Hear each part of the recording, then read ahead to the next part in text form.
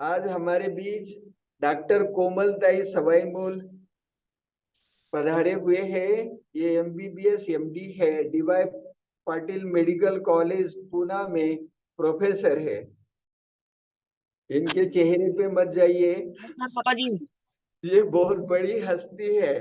और नमस्कार। आज आज हमें महिलाओं के स्वास्थ्य की समस्या के ऊपर बताने वाले हैं। वैसे ही माता जो है जगत जननी होती है। कहते हैं यत्र नार्यस्तु पूज्यन्ते रमन्ते तत्र देवता। जहां नारी की पूजा होती वहां देवताओं का वास होता है। क्यों भाई, क्यों होता है? क्योंकि माँ के ऊपर सारे संसार को ठीक करने की रिस्पॉन्सिबिलिटी होती है। ये सारा संसार अच्छा जब बनता है जब माँ अच्छी होती है। तो माँ का स्वास्थ्य अच्छा होना चाहिए। कहते हैं because God cannot be everywhere so he created mother.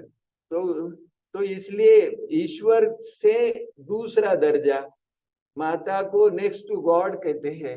तो ऐसी माता का स्वास्थ्य अच्छा कैसा रहे, इसलिए आदरणीय कोमलताई सवाईमूल हमको बताएंगे। ये खाली डॉक्टर नहीं है, तो ये रेकी के अच्छे साधक भी है। और मुझे लगता है तकरीबन 20-22 साल पहले इन्होंने रेकी सीखी है। और रेकी के बारे में अच्छा नॉलेज भी रखती है। तो ज्यादा न बताते हुए उनसे सुनेंगे। तो पहले एक काम कर लेते हैं, शक्ति का आवाहन कर लेते हैं।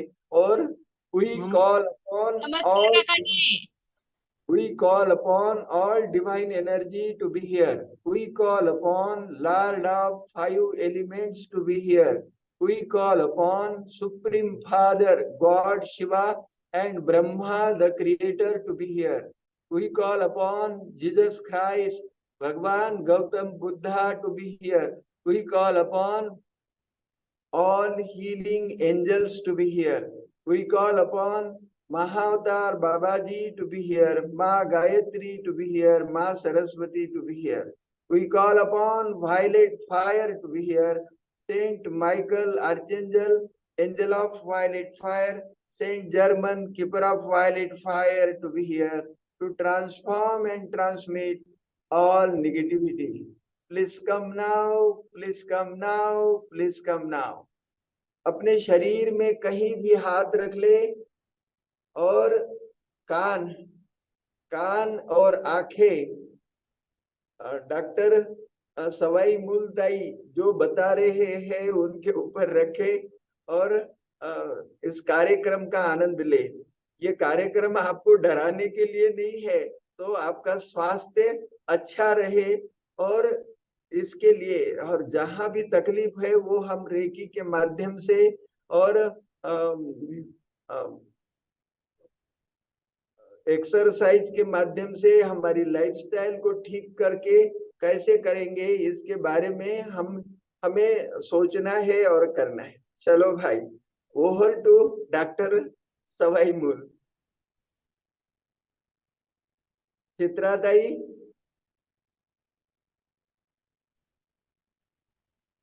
नमस्कार काका जी।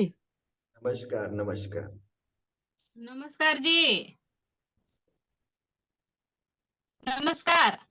नमस्कार नमस्कार।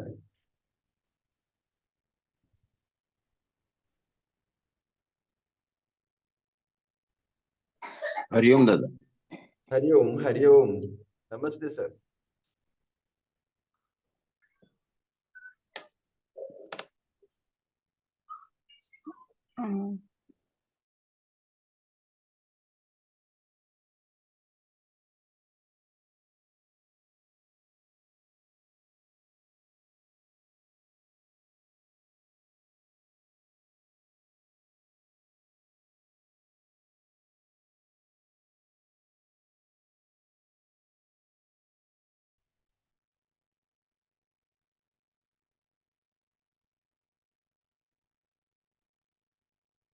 हेलो। हाँ हाँ ठीक है। हाँ। ओके। ठीक।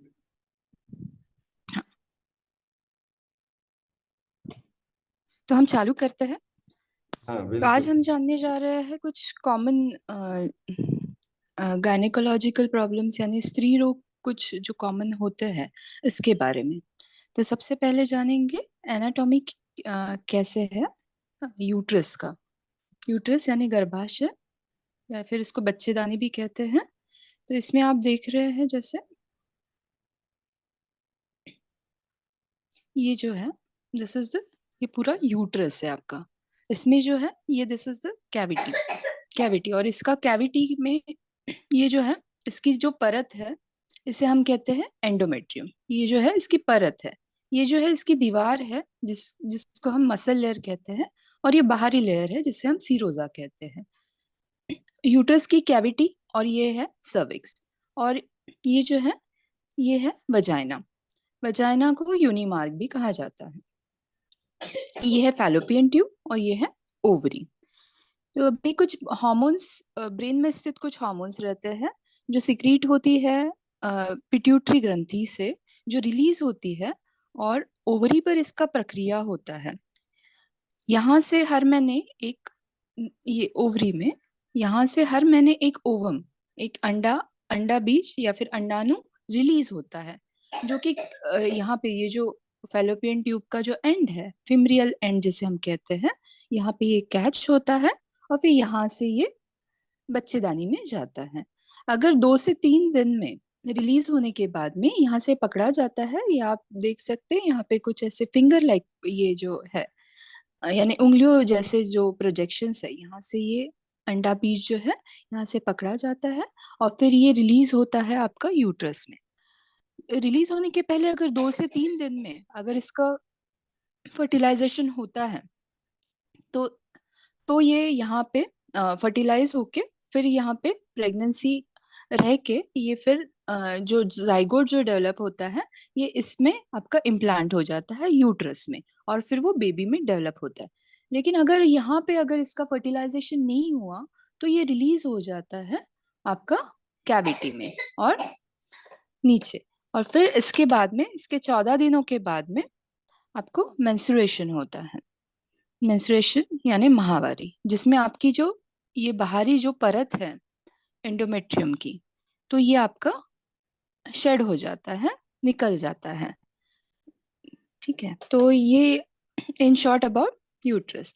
अभी जो ओवरी जो है, ये ओवरी आपका जो मेन हार्मोन्स जो है एस्ट्रोजन और प्रोजेस्टेरॉन, ये 2 हार्मोन्स रिलीज करते हैं। इनमें इसका इम्पोर्टेंस ये होता है कि एस्ट्रोजन और प्रोजेस्टेरॉन ये हार्मोन्स रिलीज होते हैं। अभी एक बात ये बताने की है कि ये जो है अब माहवारी है या फिर मेंस्ट्रुएशन है या फिर पीरियड्स है, इसके दौरान ये जो हम जो पहले ऐसे कहते थे कि ये गंदा खून है बाहर जा रहा है, तो नहीं, ये गंदा खून नहीं बल्कि एक ये नए जीव को घर देने वाली एक प्रक्रिया है। जैसे हम ये पीरियड जो है ये एक नए जीव को घर देने वाली प्रक्रिया है। आप उसको जीवदान दे रहे हो जहां पर एंडोमेट्रियम को प्रेगनेंसी के लिए तैयार किया जाता है। तो ये ऐसे गंदा खून है, ये इसका ये फीलिंग ना रखे जब पीरियड्स होते हैं। तो आइए आगे बढ़ते हैं कुछ सामान्य स्त्री रोग की तरफ। तो सबसे पहला है पॉलिप।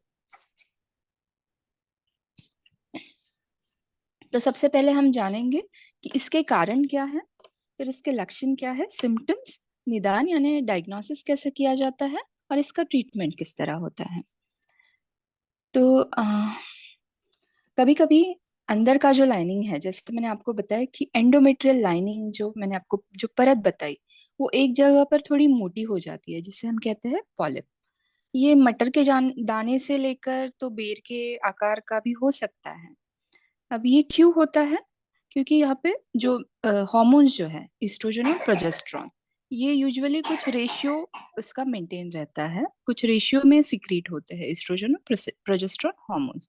अगर इसमें इम्बैलेंस हो जाता है, जैसे एस्ट्रोजन अगर ज्यादा बढ़ जाता है तो इसकी वजह से पॉलिप्स हो सकते हैं। इसका एज यानी कौन से ये इसमें एज में ये पाया जाता है, तो जो मेनोपॉज जो या रजो निवृत्ति का जो एज है, इसके दौरान, इसके आसपास या इसके बाद में ये आपको मिलता है, जैसे 40 से 50 के एज ग्रुप में। अभी ये जो पॉलिप्स है, ये एक तो एक आधा हो सकता है या फिर ये मल्टीपल हो सकते हैं। तो जैसे आप यहाँ पे देख रहे हैं, ये पॉलिप, ये जो है ये बच्चेदानी का जो कैविटी है, इसमें ये पॉलिप आपको दिखाई दे रहा है। आपको इसमें आप एक डंठल भी दिखाई दे रही है। तो ये इसे हम पेडेंक्युलेटेड पॉलिप कहते हैं। अगर इसमें डंठल ना हो तो हम इसे सिसाइल पॉलिप कहते हैं। तो ये एक तो एक हो सकता है या फिर अलग अलग जगह पे मल्टीपल भी हो सकते हैं, यानी काफी सारे हो सकते हैं। मोस्टली ये कैविटी में लोकेटेड होता है। कभी कभी ये नीचे साइड में यानी सर्विक्स में होता है, तो हम इसे कहते हैं सर्वाइकल पॉलिप। ऊपर अगर लोकेटेड है तो हम इसे कहते हैं एंडोमेट्रियल पॉलिप। मोस्टली ये नॉन कैंसरस होते हैं, यानी इसमें कैंसर होने के चांसेस न के बराबर होते हैं। करीबन 0.5% महिलाओं में ये कैंसर की तरफ जा सकता है। तो इसीलिए जब हम इसका ट्रीटमेंट में, जब हम इसकी सर्जरी करते हैं, तो हम इसका बायोप्सी जो है वो जांच के लिए भेजते हैं कि कैंसर के कुछ उसमें अंश तो नहीं है, ये देखने के लिए। तो सिम्टम्स क्या क्या होते हैं? तो यूजुअली ये जो होता है, यूजुअली असिम्टोमेटिक होता है, यानी कोई आपको लक्षण नहीं दिखाई देंगे काफी बार, और काफी बार ये एक्सीडेंटली ही मिलता है। लेकिन कोई कोई महिलाओं में heavy menses, like heavy periods होते हैं, पीरियड्स के बीच में ब्लीडिंग होना, या फिर मेनोपॉज अगर है तो उसके बाद में ब्लीडिंग हो सकता है। कभी कभी लंबे समय तक के पीरियड्स आपके चलते हैं, या फिर शारीरिक संबंध के दौरान भी आपको ब्लीडिंग हो सकता है। तो इसका डायग्नोसिस या फिर निदान कैसे किया जाता है? तो सबसे बेस्ट होता है यूएसजी पे। तो यूएसजी भी आपके दो प्रकार के होते हैं, एक जो पेट के ऊपर से किया जाता है और एक ट्रांसवजाइनल, यानी आप एक प्रोब जो होता है वो आपका योनि मार्ग से पास करके आप इसका सोनोग्राफी आप कर सकते हैं। यूएसजी यानी सोनोग्राफी, अल्ट्रा सोनोग्राफी। तो सोनोग्राफी में आपको ये दिखाई दे सकते हैं। अगर बहुत छोटे हो तो काफी बार ये पेट के स्कैन में वगैरह ये मिस हो सकते हैं, तो ऐसे इसमें आपको ट्रांसवजाइनल ये सबसे बेस्ट होता है।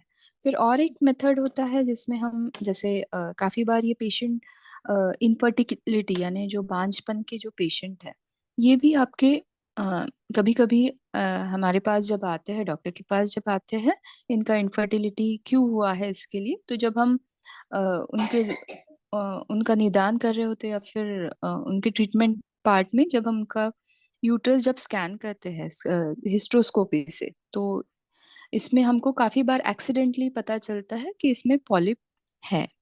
तो हिस्ट्रोस्कोपी यानी एक ऐसी मेथड जहाँ जहाँ पे आपको दूरबीन से ये चेक किया जाता है।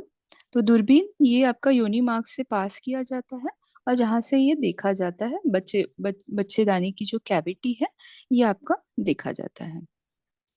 तो वही एक मेथड इसका ट्रीटमेंट पार्ट में भी आता है, जिसे हम कहते हैं लैप्रोस्कोपिक या फिर हिस्ट्रोस्कोपिक पॉलिपेक्टमी। पॉलिपेक्टमी में हम क्या कहते हैं कि ये जो पॉलिप है ये डंठल से कट करके हम इसको निकाल देते हैं। ये जो ये है लेप्रोस्कोपिक पॉलिपेक्टोमी, जैसे मैंने आपको बताया दूरबीन शस्त्रक्रिया, ये बिन टाके की सर्जरी होती है यूजुअली। और जो अभी जो सिम्टम्स मैंने आपको बताया कि हेवी मेंसेस है, या फिर मतलब भारी पीरियड्स जा रहे हैं, या फिर इनफर्टिलिटी है, बांझपन है, तो जैसे ही आप ये पॉलिप रिमूव करते हो, निकाल देते हो, तो उसके बाद में ये सारे सिम्टम्स जो है वो वापस से नॉर्मल हो जाते हैं। तो अभी इसके प्रिवेंटिव मेथड जो है वो हम सबसे लास्ट में देखने वाले हैं। सारे इसके सारे जितने भी डिसीजेस हम डिस्कस कर रहे हैं, उसके सारे जो प्रिवेंटिव मेथड्स है वो हम लास्ट में इसके ऊपर आने वाले हैं। तो नेक्स्ट जो सबसे कॉमन जो पाया जाता है फीमेल्स में वो है फाइब्रॉइड। इसको हम मेडिकल टर्म में कहते हैं लियोमायोमास। इसके भी हम देखेंगे कि कारण क्या है, लक्षण क्या है, इसका निदान किस तरह होता है और इसका इलाज किस तरह होता है। तो ये जो है लियोमायोमास, ये सबसे कॉमन, जैसे अभी आप यहाँ पे देख रहे हैं, ये नॉर्मल यूट्रस है और इसमें कुछ आपको गांठें दिख रही है। इसे रसौली भी कहा जाता है। तो ये जो गांठें दिख रही है ये है फाइब्रॉइड। ठीक है, तो ये गांठें बन जाती है बच्चेदानी में। यूजुअली जो मैंने आपको बताया था कि जो दीवार है जिसे मसल लेयर कहते हैं, यहाँ से ये अराइज होने वाले ट्यूमर्स होते हैं। और ये सबसे कॉमन यूट्रस के नॉन कैंसरस ट्यूमर माने जाते हैं, और ट्यूमर की गांठें मानी जाती है जो फैलती नहीं है। इसमें कैंसर के प्रमाण कैंसर होने के जो प्रमाण है वो काफी ना के बराबर होते हैं, लेकिन ध्यान रखना रखना भी उतना ही जरूरी होता है। अभी इसका जो लोकेशन है, यानी ये कहाँ पे स्थित है, ये इसके ऊपर इसका सिम्टम्स जो है, यानी इसका जो लक्षण जो है वो उसके ऊपर डिपेंड करता है। इसका साइज कैसे है तो उसके ऊपर इसके लक्षण निर्भर करते हैं।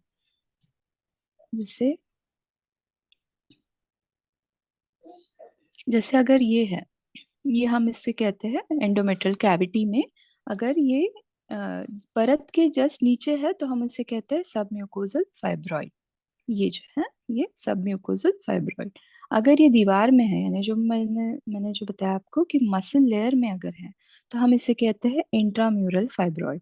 और अगर ये बाहर की परत के इधर है, जैसे यहाँ पे आपको दिख रहा है, यहाँ पे आपको दिख रहा है बाहर की परत की तरफ, यानी सीरोजा की तरफ, तो हम इसे कहते हैं सब सीरुल फाइब्रॉइड।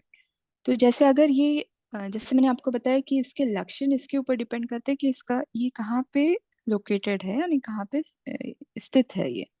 तो अगर ये आपका ये सब म्यूकोजल कैविटी में है और यहाँ पे आपको यहाँ तो आपको ऐसे ऐसे इसमें ये हेवी ब्लीडिंग कर सकता है या फिर इनफर्टिलिटी, बांझपन जैसे लक्षण हो सकते हैं।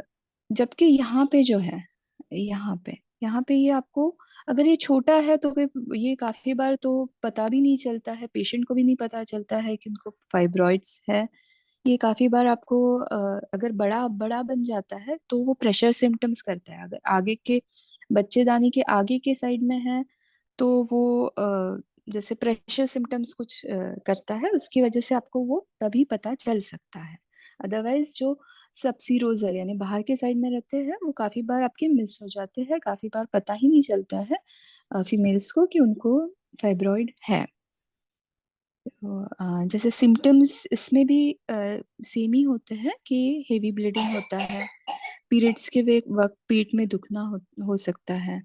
फिर प्रेशर सिम्टम्स अगर जैसे मैंने आपको बताया कि आगे के साइड में अगर है, यूट्रस के आगे के साइड में अगर होते हैं फाइब्रॉइड, तो ये पेशाब थैली पे या फिर यूरिनरी ब्लैडर पे प्रेशर होने की वजह से कुछ प्रेशर सिम्टम्स दिखा सकता है।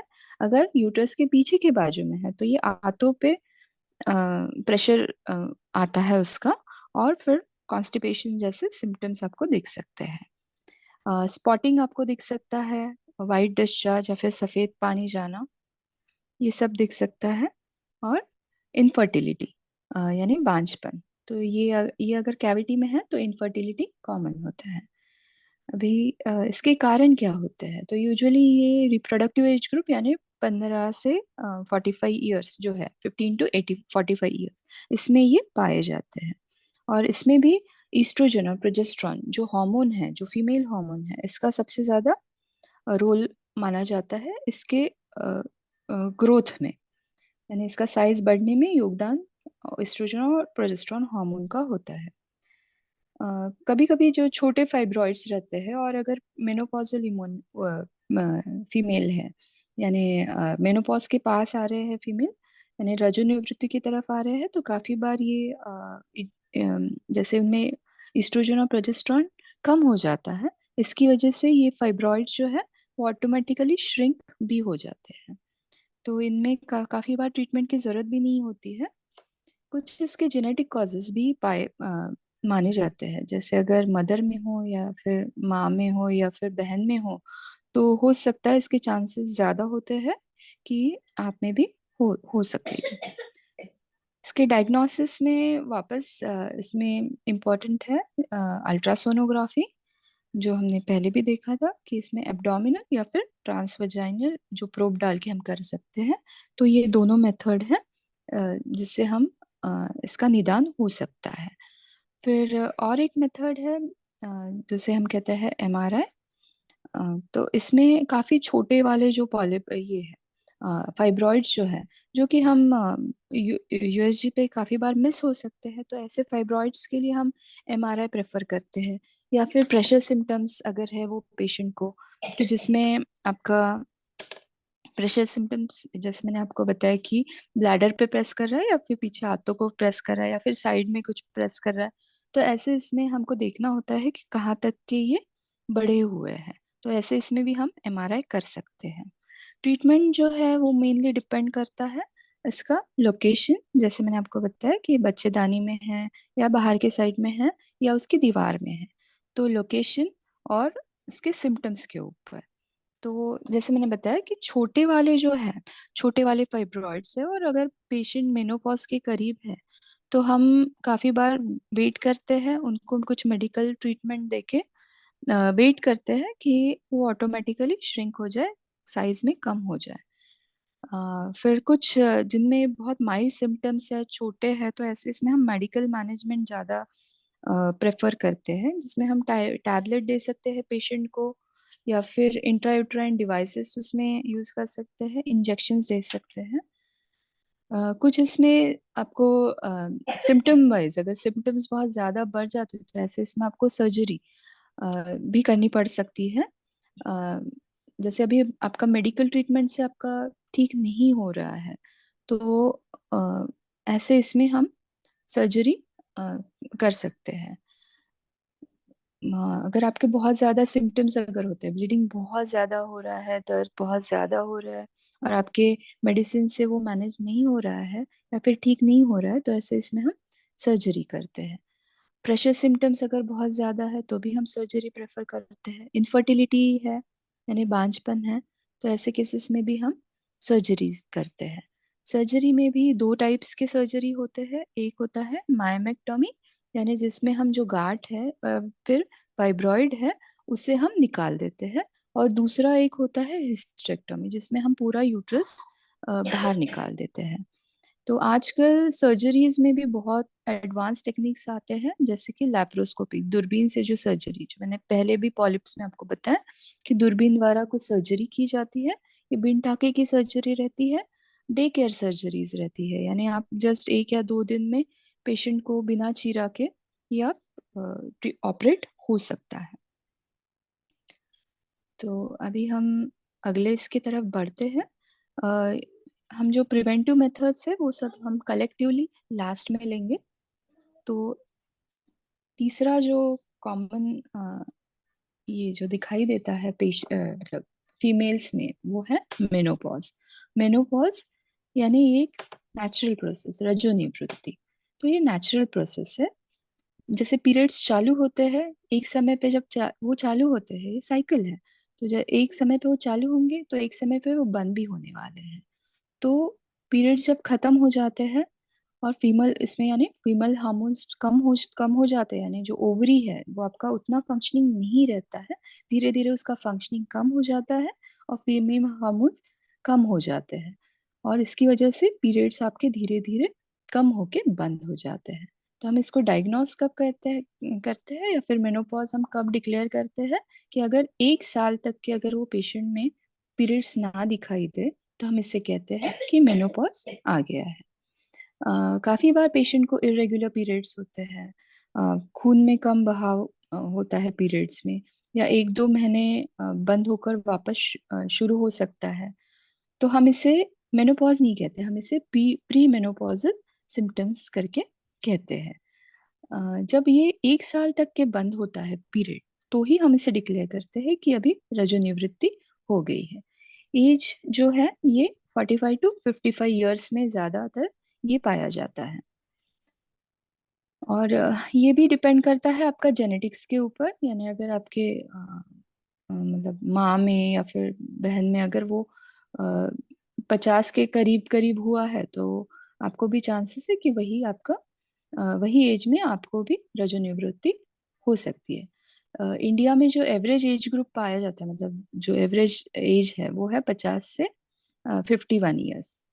तो इसके जो लक्षण हैं, तो जैसे मैंने आपको पहले भी बताया कि इरेगुलर पीरियड्स, यानी कम ज़्यादा पीरियड्स होना, अ, यानी एक तो कम हो सकते हैं या फिर काफी लोगों में बढ़ भी सकते हैं, या फिर एक महीने में बार बार आना, काफी बार 2-3 महीने रेगुलर होते हैं, फिर बाद में इरेगुलर हो जाते हैं या फिर गैप आ जाता है, फिर वापस पीरियड स्टार्ट हो जाते हैं। काफी बार जल्दी जल्दी आते हैं, जैसे एक महीने में 2 बार 3 बार, ऐसे ऐसे भी। तो ये सब इसके सिम्टम्स होते हैं। फिर कुछ पेशेंट में जैसे शारीरिक संबंध के वक्त में तकलीफ होना, दर्द होना, ये आपको दिखाई दे सकता है। वजाइनल ड्राइनेस, तो मेन जो है आपके हार्मोन्स जो है, इस्ट्रोजन हार्मोन, इसकी वजह से इलास्टिसिटी जो है, जो मसल्स की इलास्टिसिटी है वो कम हो जाती है। इसकी वजह से यूरेथ्रा की जो कंट्रोल है वो भी कम हो जाता है। यूरेथ्रा यानी जो आपका, जहाँ से पेशाब पास की जाती है, इसकी वजह से उसका जो इलास्टिसिटी कम हो जाता है।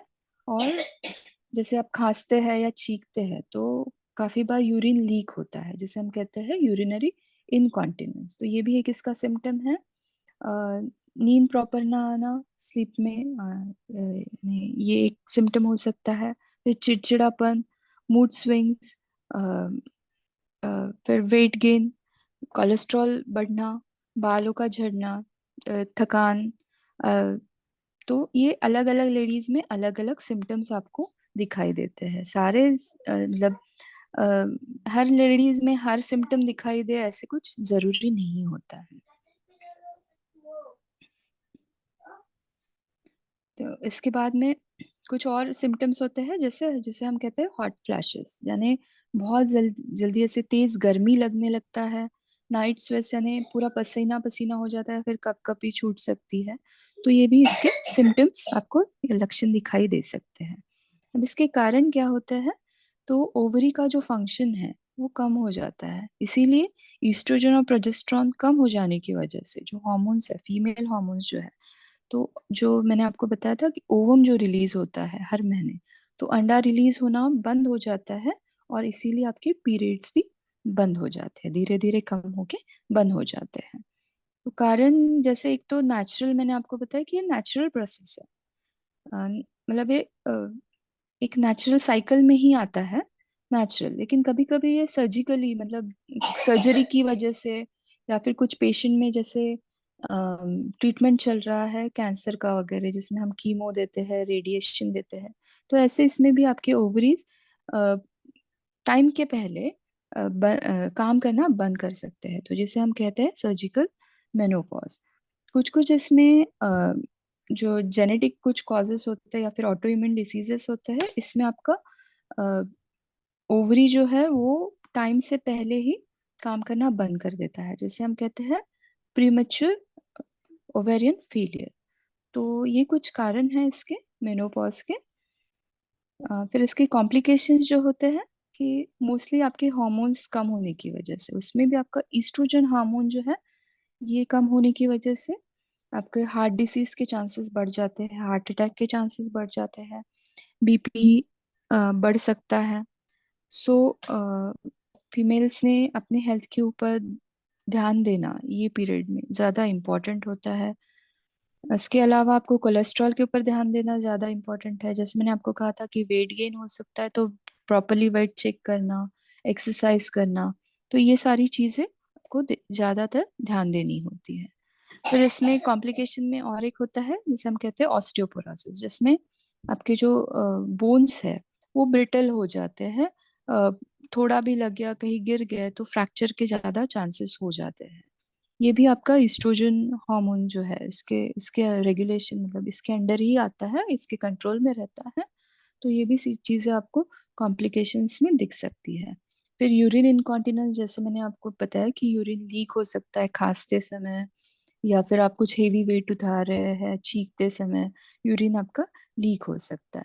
सेक्सुअल डिस्फंक्शन, क्योंकि वजाइनल ड्राइनेस यानी योनि मार्ग में रूखापन होने की वजह से आपको तकलीफ हो सकती है शारीरिक संबंध के वक्त में। फिर वेट गेन हो सकता है। ये आपका फिर से आपके जो ईस्ट्रोजन हार्मोन्स है इसका रेगुलेशन ना होने की वजह से आपका वेट गेन हो सकता है। और जैसे आपका पचाने की जो कैपेसिटी है वो भी आपकी धीरे धीरे कम होती जाती है, और आपका मेटाबॉलिक रेट भी जो है वो आपका कम होने लगता है धीरे धीरे। तो इसकी वजह से वेट गेन जैसे चीज़ें ये हो जाती है।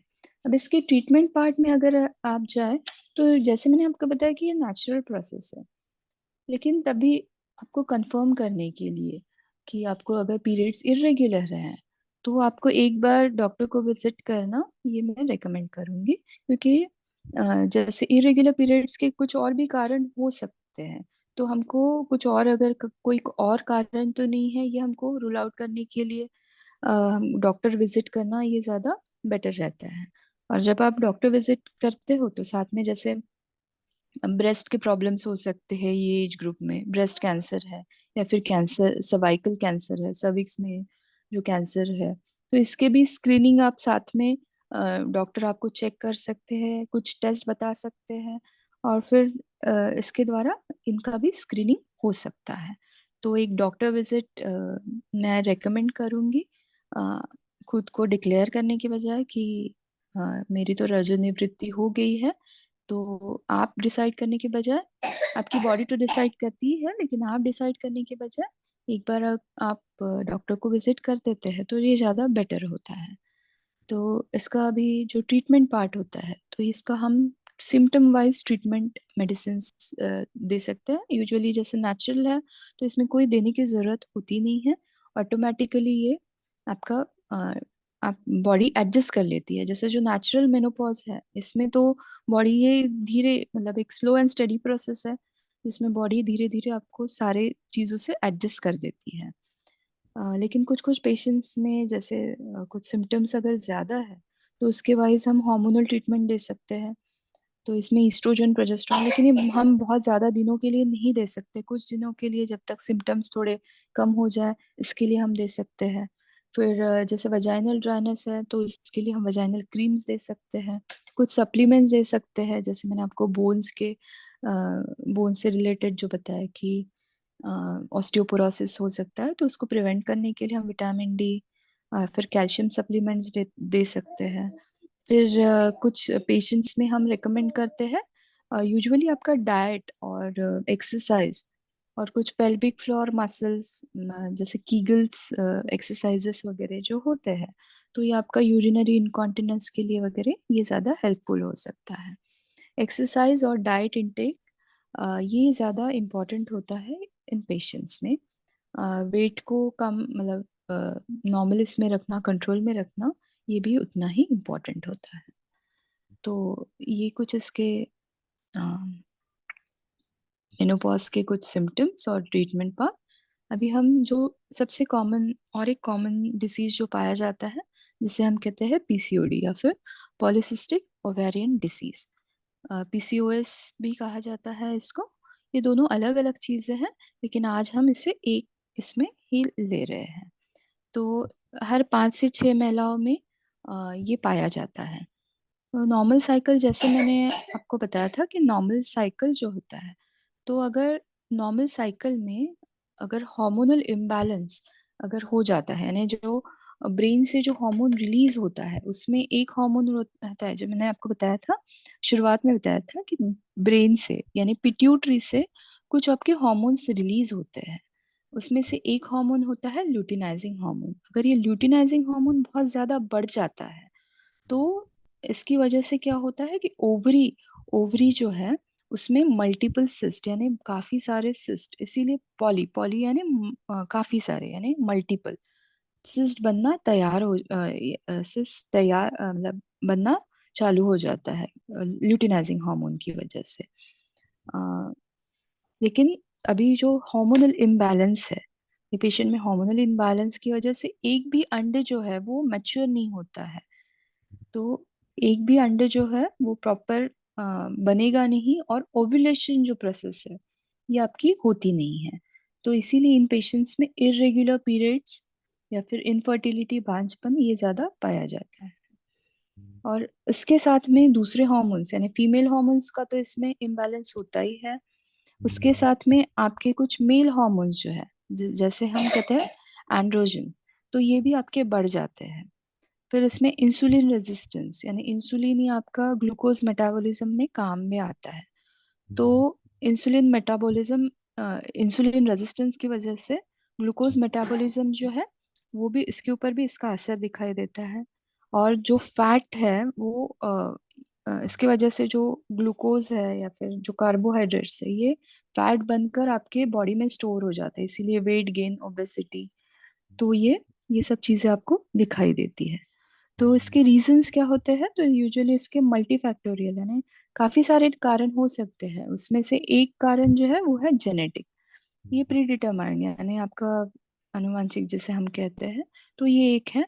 दूसरा है आपका लाइफस्टाइल की वजह से, आजकल जैसे स्ट्रेस लेवल्स ज़्यादा बढ़ रहे हैं, चाहे वो बच्चों में रहे, यानी जैसे अभी 15 इयर्स में भी आप देख सकते हैं कि स्ट्रेस लेवल बढ़ रहा है कंपटीशन की वजह से। फिर डाइटरी चेंजेस है डाइटरी में, आप जैसे आजकल ज़्यादा जंक फूड खाया जाता है, कोल्ड ड्रिंक पीना, या फिर प्रोसेस फूड जो हम खाते हैं इसकी वजह से, या फिर सिडेंट्री लाइफस्टाइल, यानी आपका एक्टिविटी आप काफ़ी कम हो चुकी है, एक्सरसाइजेस कम हो चुके हैं, फिजिकल एक्टिविटी यानी आप करते नहीं हो, उसकी वजह से भी आपको पीसीओडी की तकलीफ हो सकती है। फिर स्लीप पैटर्न डिस्टर्ब होने की वजह से रात रात देर रात तक के मोबाइल देखते रहना, या फिर व्हाट्सएप चेक करते रहना, मूवीज देखते रहना, इसकी वजह से आपका जो स्लीप पैटर्न है, जो नॉर्मल जो सर्काडियन रिदम जिसे हम कहते हैं, ये आपका डिस्टर्ब हो जाता है, जिसकी वजह से भी ये आपको प्रॉब्लम्स हो सकती है। तो इसका ट्रीटमेंट पार्ट क्या है? तो जेनेटिक अगर है तो इसमें हम ज़्यादा कुछ कर नहीं सकते हैं, लेकिन हाँ, जैसे अगर लाइफस्टाइल अगर है तो हम इसमें लाइफस्टाइल मॉडिफिकेशन हम कर सकते हैं। जैसे अभी डाइट है, तो जैसे अभी मैंने आपको बताया था कि जंक फूड है, प्रोसेस फूड है, तो इसे तो बंद करना ही है आपको। साथ में आपको इसको रिप्लेस करना है हेल्दी डाइट से, हेल्दी फूड जैसे फ्रूट्स है, फ्रेश वेजिटेबल्स है, हरी पत्तेदार सब्जियां है। तो हम इसके ऊपर वापस आएंगे प्रिवेंटिव मेथड्स में। और जैसे स्ट्रेस की वजह से हो सकता है, तो स्ट्रेस कम करने के जो टेक्निक्स है, जैसे योगा है, मेडिटेशन है, या फिर डांस है, जिम है, ये सब चीज़ें आप कर सकते हैं। स्विमिंग है, स्लिप पैटर्न प्रॉपरली मेंटेन करना, यानी टाइम पे सोना, टाइम पे उठना, प्रॉपर आपकी स्लिप हो, ये इसके ऊपर आपको ज़्यादा ध्यान देना है। तो ये कुछ लाइफस्टाइल मॉडिफिकेशन से आप इसको घर के घर में भी ट्रीट कर सकते हो, लेकिन इसमें भी आपको जैसे पेशेंट एक डॉक्टर की सलाह लेना आपको कभी भी ज़्यादा इम्पोर्टेंट होता है, क्योंकि कुछ कॉम्प्लिकेशंस हो सकते हैं इसमें। तो निगलेक्ट करने पे कुछ कॉम्प्लिकेशंस जो दिखाई देते हैं, तो ये ना हो इसके लिए आपको डॉक्टर को विजिट करना भी ज़रूरी होता है। तो इसीलिए इसको निगलेक्ट ना करें। और क्योंकि ये आपके मेटाबॉलिक प्रॉब्लम्स में भी, आपको ये आगे जाके मेटाबॉलिक प्रॉब्लम्स में कन्वर्ट हो सकते हैं, जैसे कि हार्ट डिसीज़ है, या फिर बीपी बढ़ना है, डायबिटीज़ है, या फिर कुछ कुछ इस महिलाओं में एंडोमेट्रियल कैंसर तक के भी ये जा सकता है। तो इसमें आपके लक्षण क्या होते हैं, साइन सिम्टम्स क्या होता है? तो यूजुअली आपके इरेगुलर पीरियड्स होते हैं, कोई कोई इसमें ज़्यादा ब्लीडिंग होना, पीरियड्स जल्दी जल्दी आना, ये हो सकता है, और कोई कोई इसमें बहुत कम या फिर ना के बराबर। फिर बांझपन एक है जो इसका लक्षण है। फिर ओबेसिटी और पीसीओडी, ये दोनों भी इंटरलिंक है, यानी दोनों भी, अगर ओबेसिटी बढ़ता है तो पीसीओडी बढ़ता है। अगर ओबेसिटी यानी आपका वेट मैनेजमेंट अगर आपका प्रॉपर है, तो पीसीओडी भी आपका मैनेज हो सकता है। तो ये इम्पॉर्टेंट है, वेट आपका वेट कंट्रोल काफ़ी इम्पॉर्टेंट है पीसीओडी में। फिर जैसे मैंने आपको बताया था कि एंड्रोजन हार्मोन्स, यानी ये जो होते हैं ये मेल हार्मोन्स रहते हैं। ईस्ट्रोजन और प्रोजेस्टेरॉन ये फीमेल हार्मोन्स होते हैं, लेकिन इन पेशेंट में आपको एंड्रोजन हार्मोन्स बढ़ते हैं, जिसे हम कहते, जिसकी वजह से आपको अनचाहे बाल आपके फेस पे आना, जिसे हम कहते हैं हर्सुटिज्म, या फिर आपके बैक पे, छाती पे, यहाँ पे भी आपको अनचाहे बाल आ सकते हैं। फिर आपको पिंपल्स की तकलीफ हो सकती है, एक्ने हो सकते हैं, या फिर आपके बाल झड़ना वगैरह। तो ये इसके सारे ये सिम्टम्स आपको दिखाई देते हैं। तो ये जो सारे थे, ये जो कॉमन जो हमने डिसीजेस जो कवर किए, ये हाँ। तो ये जो है यहाँ पे आपको दिख रहा है, ये ओवरी है, और इसमें आपको ये मल्टीपल सिस्ट जो है ये आपको यहाँ पे दिखाई दे रहे हैं। ये सारे मल्टीपल सिस्ट है। ये बाहरी परत पे भी आपको दिखाई देते हैं, लेकिन ये नॉर्मली आपका ओव्यूलेशन नहीं हो पाता, क्योंकि एक भी ओवम आपका प्रॉपर मैच्योर नहीं होता है हार्मोनल इम्बैलेंस की वजह से, और ओव्यूलेशन नहीं होता है। तो ये है पॉलीसिस्टिक ओवेरियन डिसीज, पीसीओडी। ठीक है, तो अभी हम आगे बढ़ते हैं जो कि प्रिवेंटिव पार्ट की तरफ। तो अभी प्रिवेंशन और ट्रीटमेंट में क्या फर्क होता है?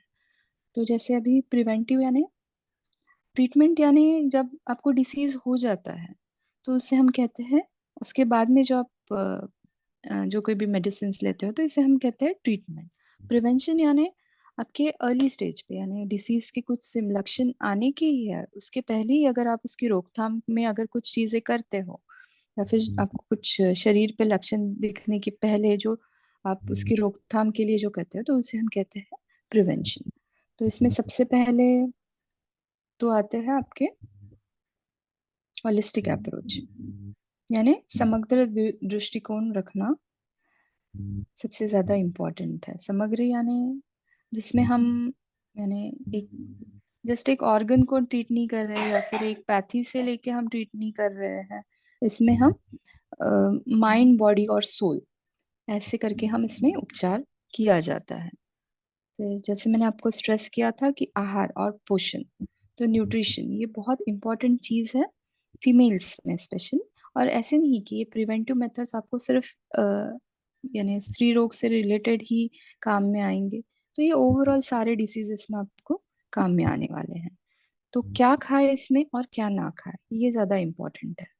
तो हम जानते हैं कि हेल्दी फूड ये तो खाना चाहिए, है ना, लेकिन इसमें क्या खाना चाहिए? तो घर में बना हुआ जो फ्रेश खाना है, उसमें खड़ा साबुत अनाज जो है, मिलेट्स जैसे ज्वार वगैरह है, बिन मसाले का, बिन तला हुआ, कम तेल का, तो या फिर घानी तेल का वगैरह, ये जो खाना है हम ज्यादा प्रेफर करें। फिर हरे पत्तीदार सब्जियां है, फ्रूट्स है, सलाद है, तो सीजनल फ्रूट्स है, ड्राई फ्रूट्स है। फिर अलसी, अलसी जो है जिसे फ्लैक्स सीड कहा जाता है, तो ये आप इसमें इसका समावेश आप अपने डेली डाइट में कर सकते हैं। फिर कुछ चीज़ें आपको जो बंद करनी है, तो इसमें जितने भी सफ़ेद चीज़ें हैं जैसे मैदा है, शुगर है, नमक है, तो ये आपको सफ़ेद नमक, तो या फिर पैकेट वाला जो नमक आता है, इसे आपको बंद करना है। इसके बदले में आपको क्या है, बिना नमक के तो आप रह नहीं सकते, तो इसके बदले में आप सेंधा नमक यूज़ कर सकते हैं। शुगर यानी शक्कर जो है, इसके बदले में आप गुड़ यूज़ कर सकते हैं, मिश्री यूज़ कर सकते हैं, काकवी यूज़ कर सकते हैं। फिर ये तो रहा आपका आहार और पोषण के बारे में। फिर कुछ सप्लीमेंट्स जो रहते हैं, तो ये आपको डॉक्टर की एडवाइस से लेने हैं। जैसे विटामिन डी सप्लीमेंट मैंने आपको बताया, कैल्शियम सप्लीमेंट जो है, फिर कुछ फैटी एसिड्स आप दे सकते हैं, मल्टीविटामिन बी कॉम्प्लेक्स के जो टैबलेट्स है वो आप ले सकते हैं, लेकिन ये और डॉक्टर की एडवाइस से ले। फिर कुछ हर्बल रेमेडीज भी आप ट्राई कर सकते हैं, जैसे फीमेल के लिए शतावरी कल्प या फिर शतावरी चूर्ण, दोनों में से आप कोई भी यूज कर सकते हैं।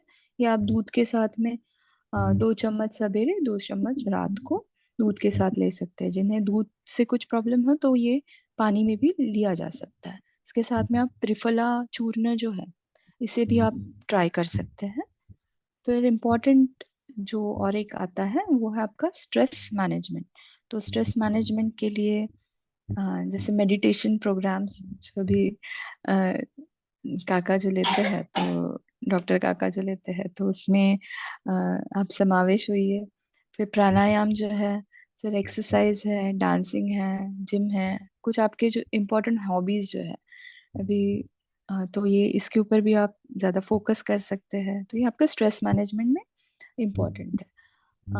अभी जो डॉक्टर काका ने जो लिया, तो जैसे जो टैपिंग उन्होंने किया, तो इसको हम कहते हैं EFT, इमोशनल फ्रीडम थेरेपी। तो ये भी एक टेक्निक है।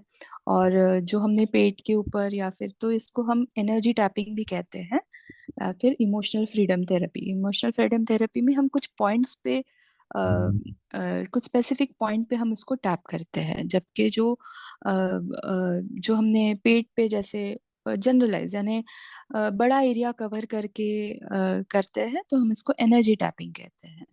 तो ये भी टेक्निक्स जैसे है। फिर रेकी है, अक्यूप्रेशर है। मॉर्निंग में हमने तो कर लिया, तो हम हाँ, काफी हद तक के हमारा ये प्रिवेंशन तो वहीं से चालू हो चुका है। इसके साथ में एक बैच फ्लावर थेरेपी यानी BFT होता है, जिसमें फूलों का अर्क आपका ये भी स्ट्रेस मैनेजमेंट में आपका काफी हेल्पफुल हो सकता है। फिर इसके अलावा आपको जैसे आपको कुछ फिजिकल एक्टिविटीज, जैसे मैंने स्ट्रेस किया कि एक्सरसाइज करना, वॉक है, स्विमिंग है, योगा है। फिर फीमेल्स के लिए पेल्विक फ्लोर एक्सरसाइजेस जो रहती है, जैसे हम कीगल्स एक्सरसाइजेस कहते हैं। तो यूरिनरी इनकॉन्टिनेंस वगैरह जो है ना, यूरिन लीकेज का जो प्रॉब्लम है, इसमें ही आप ये इम्पोर्टेंट होते हैं। फिर सबसे ज़्यादा इम्पोर्टेंट है माइंडफुलनेस। माइंडफुलनेस यानी प्रेजेंट मोमेंट में रहना, हर मोमेंट को एंजॉय करना। तो ये जैसे ये भी एक बहुत इम्पोर्टेंट चीज़ है। और सबसे इम्पोर्टेंट है कि आपको आप एक ग्रैटिट्यूड के फीलिंग में रहे, धन्यवाद के भाव में रहे, जो आपको मिला है उससे आप कितना ले रहे हैं, कितना दिल से ले रहे हैं, और कितने धन्यवाद दे रहे हैं। तो इसे हम माइंडफुलनेस कहते हैं, प्रेजेंट मोमेंट में रहना, ग्रैटिट्यूड में रहना। तो इसी फीलिंग के साथ में अभी भी आप फील कर सकते हैं कि अभी आपके जीवन में, अभी अभी तक के आपके जीवन में क्या क्या आपको नियामतें हो चुकी है ना। एक सांस चल रही है, आप जिंदा है ना, आप सवेरे उठ पा रहे हैं, तो ये भी एक नियामत है। तो इसके लिए ग्रैटिट्यूड की फीलिंग रखते हैं, और हम कंटिन्यू करते हैं इसी ग्रैटिट्यूड के फीलिंग के साथ एक ग्रैटिट्यूड मेडिटेशन, जो कि रिकॉर्डेड मेडिटेशन है। तो यहीं पे हम जो लेक्चर पार्ट है, ये यहीं पे हम समाप्त करते हैं। धन्यवाद। आज हमारे बीच में जो डॉक्टर सवाई मूल ताई ने हमको स्त्री जननेंद्रिय के बारे में उनके जो भी पार्ट है, उनके जो भी डिसीजेस है, उनके ऊपर बहुत अच्छी तरह से सबको सिखाया। मेन बात कि वो तो MBBS है, मगर लाइफस्टाइल के ऊपर हम परिवर्तन करके क्या कर सकते हैं, हमारे खान पान में सुधार लाके ये डिसीज को अच्छी तरह से कंट्रोल कर सकते हैं, इसके बारे में बहुत अच्छी तरह से समझाया। आप सभी को बहुत आनंद आया होगा।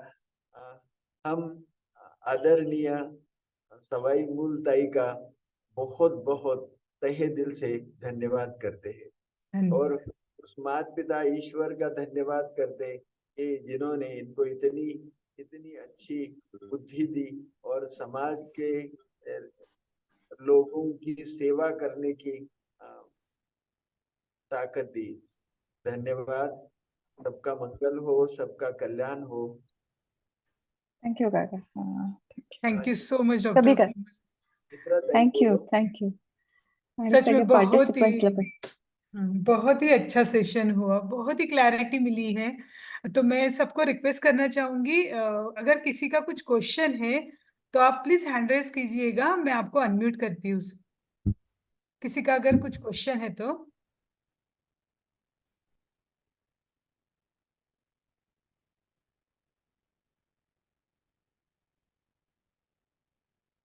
आज डॉक्टर रमेश भांडेपुचे सर पण जुळले आहेत. हो हो, सर पण जोडले आहेत. संगीता ताईंनी पण थँक्स शेअर केलाय चॅट मध्ये. गुड, खरंच छान सेशन झालं कोमलताई. छान थँक्यू सेशन थँक्यू झालं. थँक्यू थँक्यू आणि अपॉर्च्युनिटी दिल्याबद्दल thank you. You are always welcome. Meditation काका ते ऑटोमॅटिक आलं. ते ऑटोमॅटिक आलं.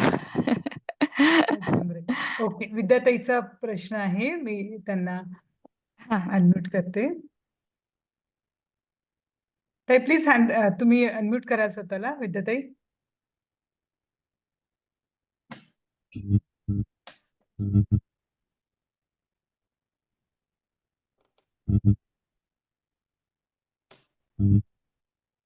हॅलो. हॅलो. येस ओम ताई. शांती. ओम हा शांती. विद्याताई ओम बोला. शांती. ओम शांती. खूपच छान सेशन झालं आणि मेडिटेशन तर एकदम म्हणजे मला तर सगळं आवाज आलं म्हणा. काका म्हणत होते आवाज नाही येत म्हणून, हम्म. पण आवाज येत होता. कारण कोमलताईंचा आवाजच एकदम स्वीट आहे आणि हळूवार मेडिटेशन एकदम करावं लागतं. तर खरंच अगदी बरोबर. आवाज पण गोड आहे. हा, थँक्यू थँक्यू एमडी विद्याताई. असून गुड डायट्रिशियन, फिजिकल डॉक्टर, मेंटल आणि स्पिरिच्युअल तिन्ही डॉक्टर कोमलताईमध्ये आहेत. त्या एक होलिस्टिक हेल्थ एक्सपर्ट जसं आहे. मी सांगितलं ना की holistic health, Yes. Mind body spirit. Very true. तर खूपच छान सेशन झालं आजचं. Thank you thank you thank you. चला, थँक्यू सो मच. तसं आपण टायमिंग पण आपला झालेलाच आहे. हो. काका, आपण मग म्हणजे एनर्जी बॉल करून आणि ओंकार जप करून सेशनची समाप्ती करू. काकांचा बर्थडे आहे. हो या, राईट, अकरा. हॅपी बर्थडे काका. एक मिनिट, मी सगळ्यांना अनम्यूट करते. सॉरी, तरी माझ्या डोक्यात हा yes.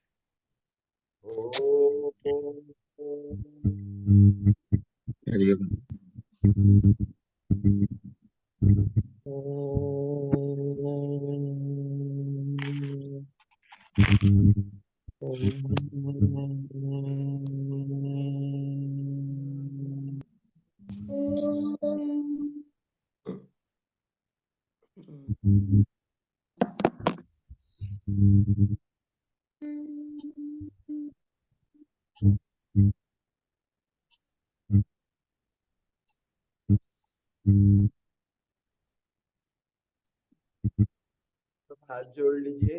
We thankful to all who have been participated in the healing.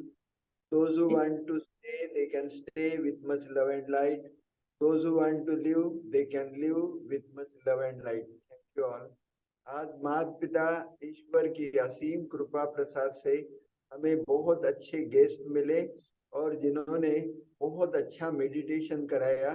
इनके लिए उन गेस्ट का हम तहे दिल से शुक्रिया अदा करते हैं. माता पिता ईश्वर ने हम बच्चों के ऊपर जो भी कृपा की उसके लिए ईश्वर का धन्यवाद. आप सबका धन्यवाद. धन्यवाद. सबका मंगल हो, सबका कल्याण हो. वाढदिवसाच्या खूप खूप शुभेच्छा काका. धन्यवाद. हो, सगळ्यांकडून शुभेच्छा खूप खूप. हो, नमस्कार जी काकाजी. हरिओम दादा. जी नमस्कार. Happy birthday sir.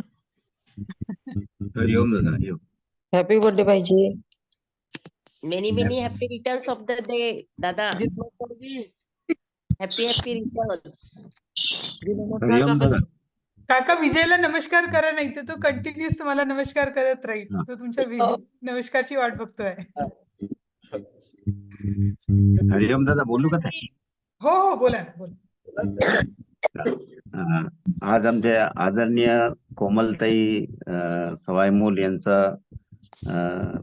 छान मार्गदर्शन मिळालं आहे आणि कोमलताईंना सांगू इच्छिते की ताई, माझंही MBBS MS सर्जरी आहे, परंतु मी आपल्यासारखंच हे होलिस्टिक मेडिसिन सोबत आमचे जे मेडिकल प्रॅक्टिस आहे त्याच्यासोबत हेच आमचे आदरणीय नरेश दादांचं जे रेकीचं ज्ञान आहे तर त्याचाही प्रयोग करतो आणि हे आमच्या मेडिकल सायन्स सोबतच आदरणीय कोमलताईंनी सांगितलं तसंच जेवढे आमचे मेडिकल प्रॅक्टिशनर आहेत त्यांनीही अशाच प्रकारचा सोबतच म्हणजे मल्टिपल ट्रीटमेंट मॅनेजमेंट असं केलं पाहिजे. त्याच्यानंतर लाईफस्टाईल मॅनेजमेंट ही आवश्यक आहे. कारण काय की आता आजकाल आपल्या सर्वांची लाईफस्टाईल मध्ये खाण्यापिण्याच्या पद्धती बऱ्याचशा बदललेल्या आहेत, तर त्याच्यामुळे बरेचसे आजार होत राहतात. तर त्याच्यामुळे ह्या नवीन पिढीला आपण नवीन पद्धतीने सर्व प्रथिने मार्गदर्शन करून, सर्व प्रथिने ट्रीटमेंट करून त्यांना आपण दुरुस्त करूया. आणि आज आमचे आदरणीय नरेश दादा चारमुळे यांचा वाढदिवस आहे, त्यानिमित्त त्यांनाही वाढदिवसाच्या शुभेच्छा. हरिओम. Thank you sir, thank you. काका तुम्ही रमेश अनम्यूट सर. करा please. Ramesh sir, thank you.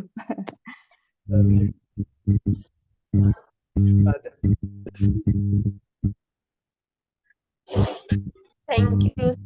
Thank you all. Thank you Komal thank ताई. You doctor Komal. Thank you doctor Komal. आज ही मैंने पहले बार ज्वाइन किया है, लेकिन बहुत अच्छा रहा आपका सेशन. मैं शोभा पिल्ले बोल रही हूँ. Thank you so much. Thank you. Thank you. Happy birthday दादा. Thank you. Thank you. चला, सबका धन्यवाद. थँक्यू काका.